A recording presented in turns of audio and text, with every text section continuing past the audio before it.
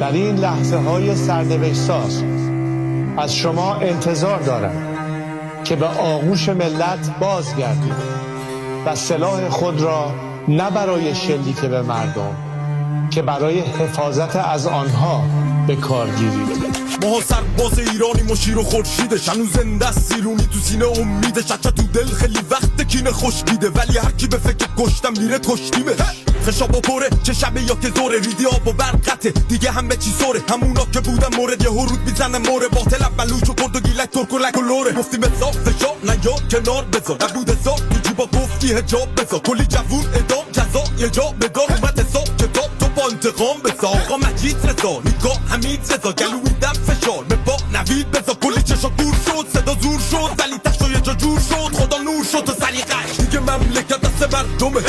رد ملا توی شرگمه، موشلی زیر بار چندمه، سفره خالی نون و گندمه.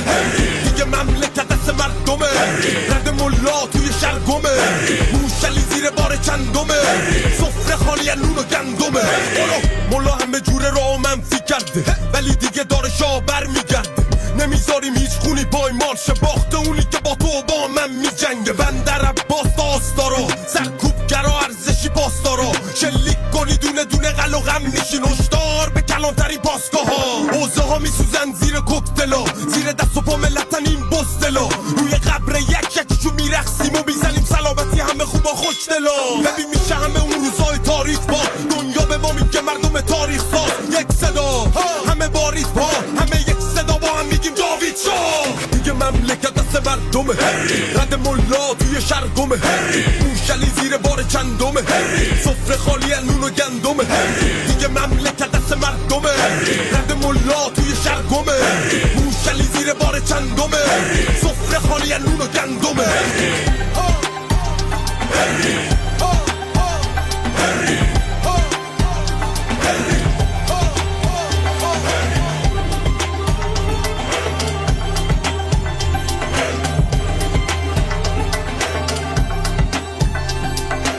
من از همه شما هموطنان عزیزم میخواهم تا به ایران فکر کنیم